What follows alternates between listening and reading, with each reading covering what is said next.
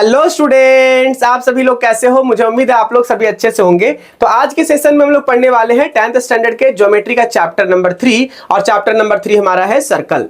इस चैप्टर में हम लोग आज पढ़ेंगे प्रैक्टिस सेट 3.4। ओके, ये वाला प्रैक्टिस सेट हम लोग करेंगे। लेकिन एक बात याद रखिएगा कि इस प्रैक्टिस सेट के क्वेश्चंस का सॉल्यूशन करने से पहले आप लोगों को एक बात याद रखना है बहुत अच्छे से कि हम लोगों को इससे रिलेटेड जितने भी थ्योरम्स है इस प्रैक्टिस सेट से उसको पहले समझना है और इनके जो बेसिक कॉन्सेप्ट से क्वेश्चंस में जो डिमांड है ओके, उन सारी चीजों को आपको अच्छे से समझना पड़ेगा। अगर वो सारी चीजें अगर समझ के नहीं रखते हैं आप तो समझ लीजिए कि रास्ते का वो एक पत्थर के जैसा काम करेगा, मतलब आपको आगे बढ़ने में अड़चने पैदा करेगा। तो बेहतर है कि वो सारे रास्ते के पत्थर को पहले हटा देते हैं, मतलब उसके सारे प्रॉब्लम्स को समझ लेते हैं कि वहां पे चीजें क्या रहेगा नहीं रहेगा, उसके बाद हम लोग क्वेश्चंस को सॉल्व करना शुरू करेंगे।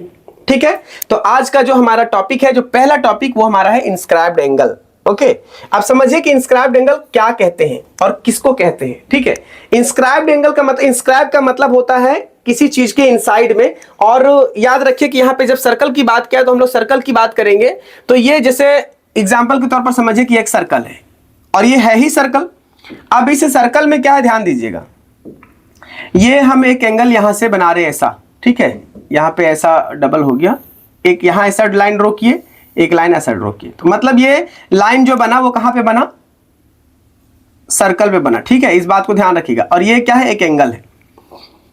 कभी भी ध्यान रखिएगा कि जब भी कोई एंगल बनता है तो उसके दो आर्म्स होते हैं और इसको हम लोग क्या बोलते हैं, आर्म्स। ये वाला जो पार्ट है इसको हम लोग क्या बोलते हैं, आर्म्स, इसको बोलते हैं एंगल। ठीक है, तो यहां पे देखिए एक एंगल बन रहा है लाइन पे। ठीक है, थोड़ा सा आगे पीछे हो रहा है तो आप मैनेज कर लीजिएगा। और ये क्या है, एक आर्म्स है। जब यहां पे आर्म्स इंटरसेक्ट कर रहा है सर्कल वाले पार्ट को तो ये क्या हो गया, इंस्क्राइब्ड एंगल। क्या हो जाएगा हमारा, इंस्क्राइब्ड एंगल।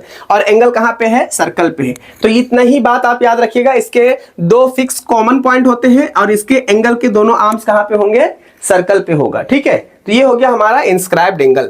अब थोड़ा सा समझिएगा, दूसरा जो टॉपिक हमारा है वो क्या है, इंटरसेप्टेड आर्क। इंटरसेप्टेड आर्क का मतलब ये होता है कि जब इस तरह का इंस्क्राइब्ड एंगल हम बनाते हैं या फिर एंगल जब बनता है तो दो आर्म्स होते हैं। ओके, और जब दो आर्म्स होता है तो वो दोनों आर्म्स सर्कल के पार्ट में इंटरसेक्ट करना चाहिए। तो उस तरह के मतलब पार्ट का इंटरसेक्शन को हम लोग आर्क कहते हैं, जो आर्क सबटेंड होता है। जैसे यहां पे देखिए एक लाइन है यहाँ पे QP और इधर QR। तो यहाँ पे देखिए कि ये जो इस एंगल का जो आर्म है वो क्या है, एक ये वाला है और एक ये वाला है। ठीक है, तो यहाँ पे ये इंटरसेक्ट कर रहा है और यहाँ पे ये इंटरसेक्ट कर रहा है, मतलब जो आर्क बना वो यहाँ से यहाँ बना। तो इससे मतलब हो गया कि ये आर्क इंटरसेप्टेड आर्क है। ओके, ये आर्क जो है वो क्या है, एक इंटरसेप्टेड आर्क है। सिमिलरली उसी तरीके से यहाँ देखिए दो आर्म से दोनों यहाँ पे इंटरसेप्ट कर रहा है, ऐसा हो गया।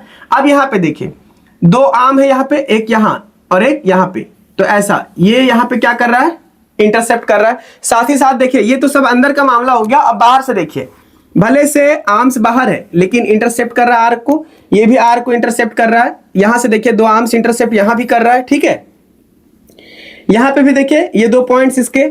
अब लेकिन जो नहीं होता है इंटरसेप्ट का पार्ट है ना, जो इंटरसेप्ट ऑफ आर्क नहीं है, वो कैसे, ऐसे कंडीशन में कि एक आर्म ना सर्कल पे नहीं रहेगा।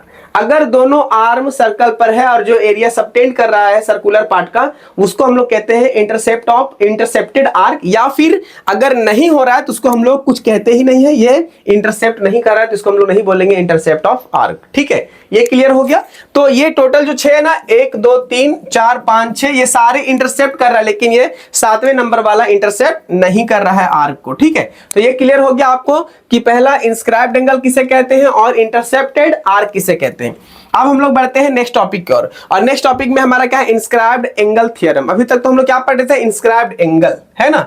ये इंस्क्राइब्ड एंगल याद रखिएगा सर्कल पे ही होता है, लेकिन इंस्क्राइब्ड एंगल थ्योरम क्या बता रहा है, यहां पे ध्यान दीजिएगा कि the measure of an inscribed angle is the half of the measure of the arc intercepted by it. Common भाषा में समझिएगा, बहुत सिंपल और ठेठ भाषा में, कि ये जो एंगल हुआ ना इसको हम लोग क्या बोलते हैं, इंस्क्राइब्ड एंगल। यहां पे भी क्या हो जाएगा, ये इंस्क्राइब्ड एंगल, और ये क्या है हमारा इंस्क्राइब्ड एंगल। तीनों कंडीशन में ऐसा है। ठीक है, लेकिन ध्यान रखिएगा कि जो आर्क सबटेंड हो रहा है इस एंगल के वजह से, तो ये क्या हो रहा है, आर्क ये ऐसा सबटेंड हुआ, यहां पे आर्क ऐसे सबटेंड हो रहा है। ठीक है, और यहां पे आर्क ऐसे सबटेंड हुआ। तो एक बात आप क्लियर ध्यान में एकदम से सेट कर लीजिएगा कि जो इंस्क्राइब्ड एंगल है, थ्योरम की अगर हम बात करें तो इंस्क्राइब्ड एंगल है वो टोटली क्या होता है, half of intercepted arc. Intercepted arc, आपको ये फॉर्मूला याद रखना पड़ेगा, बहुत बार ये कैलकुलेशन में आपका काम आएगा।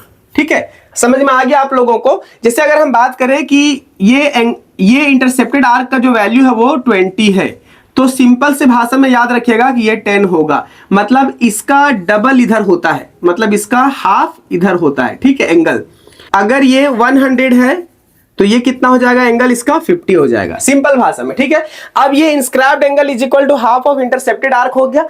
अब थोड़ा सा ध्यान दीजिएगा, एक और मैं सेंट्रल एंगल की बात कर रहा हूं, थोड़ा सा यहां पे आपको नोटिस करना पड़ेगा, अलग में नोट कर लीजिएगा उसको, कि जो सेंट्रल एंगल होता है, ठीक है, सेंट्रल एंगल जो होता है वो इंटरसेप्टेड आर्क के बराबर होता है, इंटरसेप्टेड आर्क के बराबर होता है। ओके, और एक चीज ध्यान रखिएगा कि अगर सेंट्रल एंगल 100 है तो इंटरसेप्टेड आर्क भी कितना होगा, 100। तो अभी यहां से एक चीज थोड़ा सा गौर कीजिएगा कि अगर inscribed angle half of intercepted arc है, इसका मतलब हो सकता है कि inscribed angle half of central angle हो सकता है कि नहीं, क्योंकि सेंट्रल एंगल जो है वो इंटरसेप्टेड आर्क है। ठीक है, तो हम लोग ये दूसरे भाषा में भी कह सकते हैं कि इंस्क्राइब्ड एंगल जो होता है ना, इंस्क्राइब्ड एंगल वो किसके बराबर होता है, हाफ ऑफ सेंट्रल एंगल के बराबर, सेंट्रल एंगल।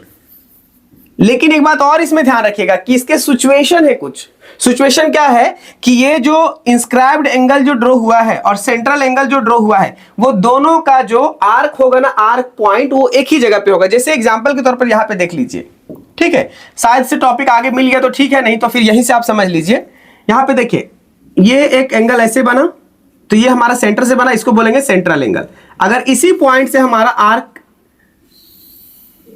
ए से बी पॉइंट से, है ना, आर्क ए से बी पॉइंट पर हमारा इंस्क्राइब्ड एंगल बना, यहां पे इसका नाम रखें P, इसका नाम रखें O, तो ये जो होगा ना, ये वाला, ये inscribed angle half of central angle होगा, मतलब APB will be half of angle AOB, angle AOB। ठीक है, याद रखिएगा यहां पे जो आर्क होगा ना वो दोनों के लिए कॉमन पॉइंट होगा। ठीक है, अब हम लोग बढ़ जाते हैं आगे। जो दूसरा थ्योरम है हमारा, वो थ्योरम है corollaries of inscribed angle theorem. इसके कोरोलरीज क्या है, तो कोरोलरीज में पहला देखिएगा, बहुत सिंपल है कि angles inscribed in the same arc are congruent. Angles inscribed in the same arc are congruent.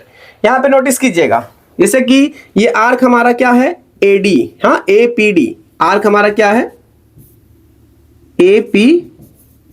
ठीक है, ये वाला। अब यहां हमारा आर्क हो गया दोनों के लिए। अब यहां पे देखिए एक एंगल यहां से बन रहा है ACD, ये वाला एंगल बना। ठीक है, इसका कुछ वैल्यू मान लेते हैं x, और दूसरा एंगल कहां से बन रहा है ABD, ये एंगल क्या होगा हमारा, ये भी x होगा।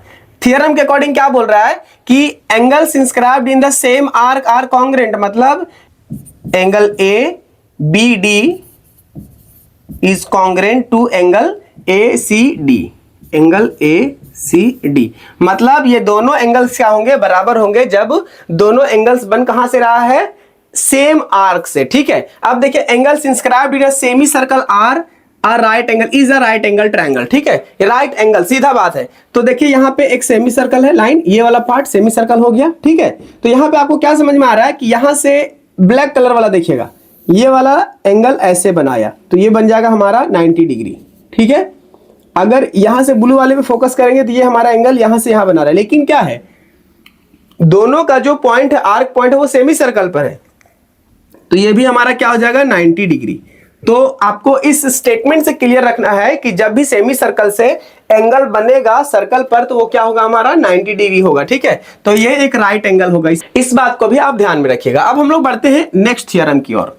देखिए थ्योरम तो थोड़ा थोड़ा समझ में आ ही रहा होगा आप लोगों को, इन सब चीजों को थोड़ा सा मेहनत करके स्लो मोमेंट में आप इसको देखिए, समझ में आ जाएगा चीजें। अब हमारा जो लास्ट जो हमारा टॉपिक चल रहा है वो है हमारा साइक्लिक क्वाड्रिलेटरल। इसी के ऊपर जो डिस्कस करेंगे हम लोग, थोड़ा देखिएगा साइक्लिक क्वाड्रिलेटरल क्या होता है। तो साइक्लिक क्वाड्रिलेटरल का हम ये चीज बताना चाहेंगे आप लोगों से कि सपोज कर लीजिए कि एक सर्कल है ना, सर्कल, इस सर्कल के अंदर एक क्वाड्रिलेटरल ड्रॉ कर दिए ऐसा, है ना, और ये क्वाड्रिलेटरल क्या हो गया, साइक्लिक क्वाड्रिलेटरल। ठीक है, ऐसा हो गया। लेकिन एक बात याद रखिएगा, इसकी एक अलग फ्यूचर है। फ्यूचर ये है कि इस क्वाड्रिलेटरल के सारे वर्टिसेस जो है ना वो सर्कल पे टच करना चाहिए। जैसे अगर एग्जांपल के तौर पर एक सर्कल ऐसा बनाए, क्वाड्रिलेटरल यहां हुआ, ऐसे गया, फिर ऐसे, फिर ये 3 टच कर रहा है सर्कल पे और एक मिसिंग है, तो ये नहीं होगा साइक्लिक क्वाड्रिलेटरल। क्वाड्रिलेटरल साइक्लिक कौन सा होगा? ये वाला होगा। ठीक है, तो आप इस बात को ख्याल रखिएगा। चलिए हम इसको इरेज कर दे रहे हैं। तो आप लोगों को समझ में आ गया साइक्लिक क्वाड्रिलेटरल किसको कहते हैं। बहुत ही सिंपल चीजें चल रहा है अभी, उसके बाद हम लोग क्वेश्चन का सॉल्यूशन करेंगे ना, तो ये सब बहुत आपको हेल्प करने वाला है। ठीक है, अब हम लोग देखेंगे कि थ्योरम ऑफ साइक्लिक क्वाड्रिलेटरल क्या है। थ्योरम ऑफ साइक्लिक क्वाड्रिलेटरल, तो थ्योरम ऑफ साइक्लिक क्वाड्रिलेटरल थोड़ा सा समझ लेते हैं, उसके बाद हम इसको कोरोलरीज को देखेंगे कि इसके कोरोलरीज क्या है। जैसे कि एग्जांपल के तौर पर आप समझिए यहाँ पे कि opposite angles of a cyclic quadrilateral are supplementary.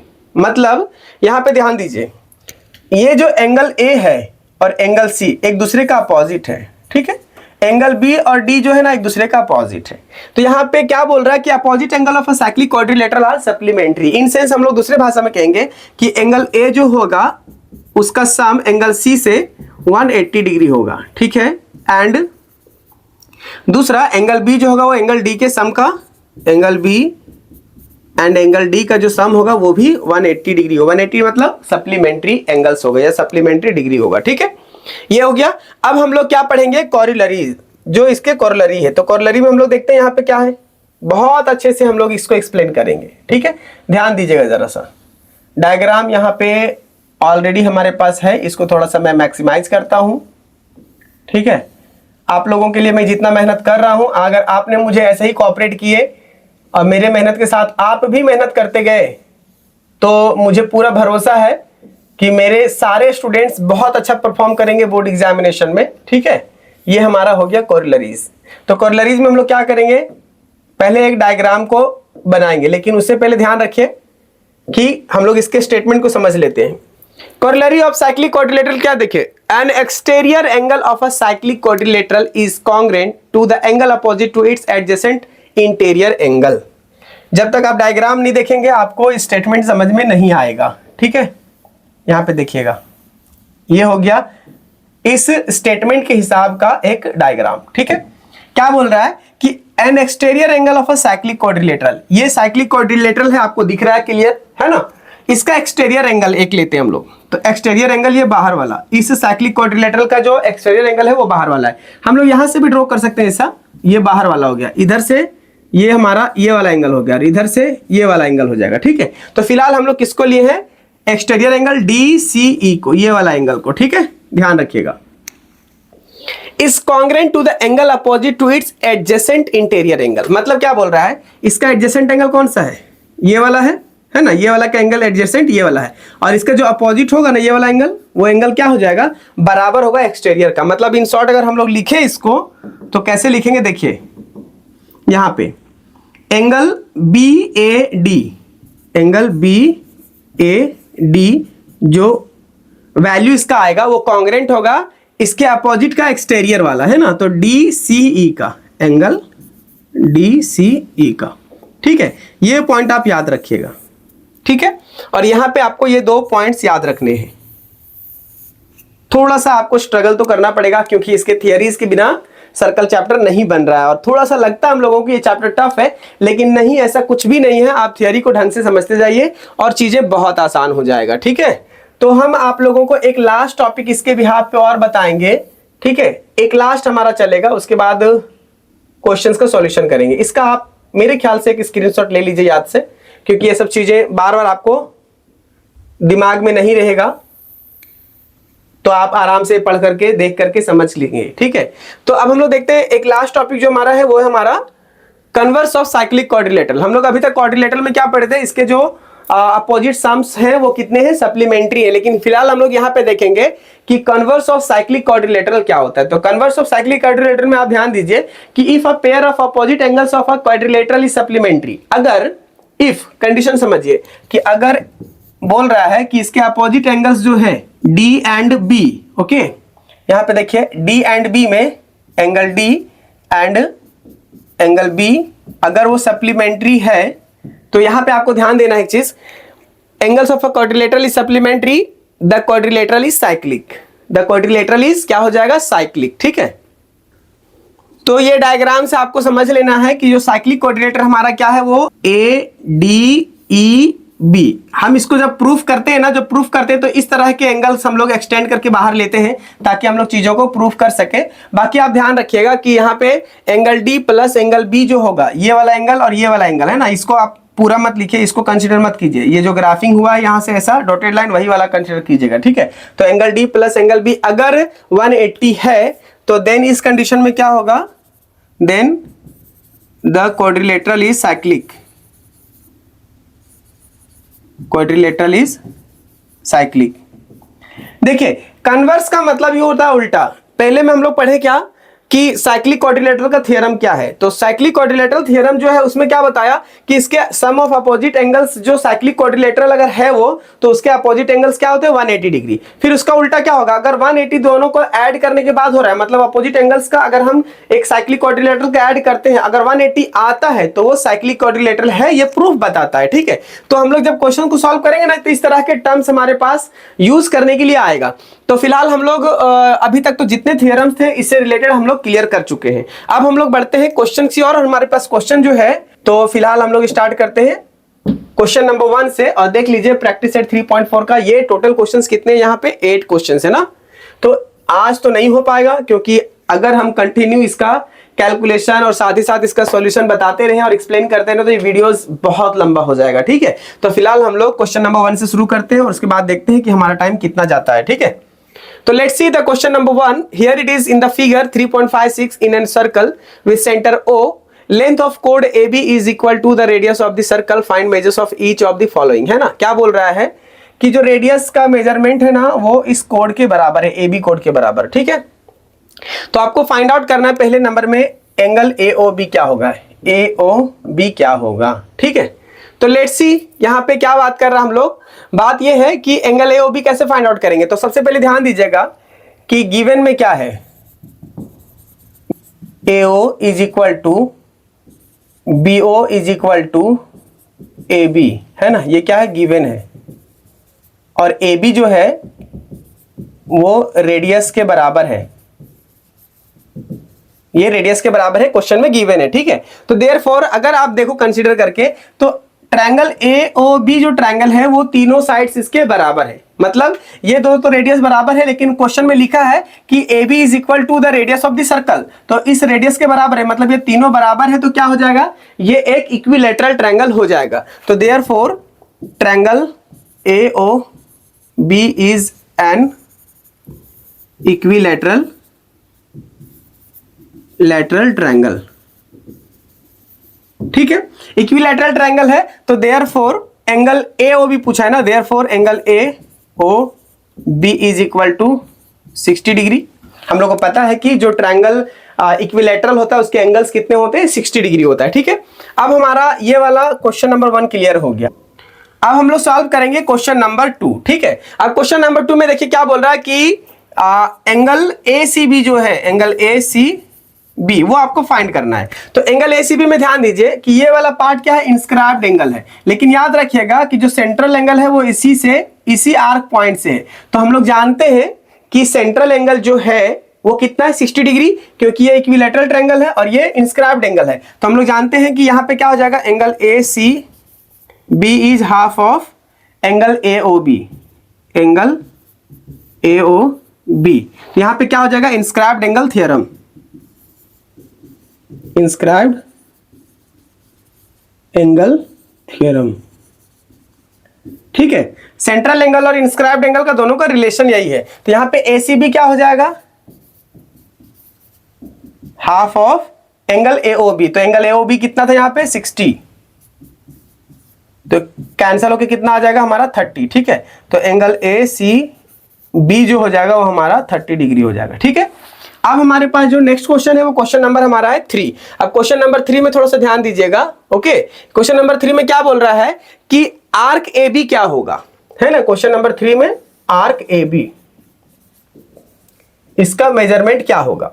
तो आर्क AB किस पे डिपेंड करेगा, देखो सेंट्रल एंगल की जो वैल्यू होती है ना, वो इस आर्क का वैल्यू बराबर होता है ना। देयरफॉर हम लोग यहां पे लिख सकते हैं कि आर्क ए बी जो है वो बराबर है एंगल ए ओ बी का, एंगल ए ओ बी का। ठीक है, ऐसा क्योंकि सेंट्रल एंगल थ्योरम, क्या यहां पे central angle theorem, central angle theorem. ठीक है, ठीक है, तो यहां पे आर्क ए बी कितना हो जाएगा, आर्क ए बी जो होगा वो कितना हो जाएगा 60। ठीक है, ये हो गया।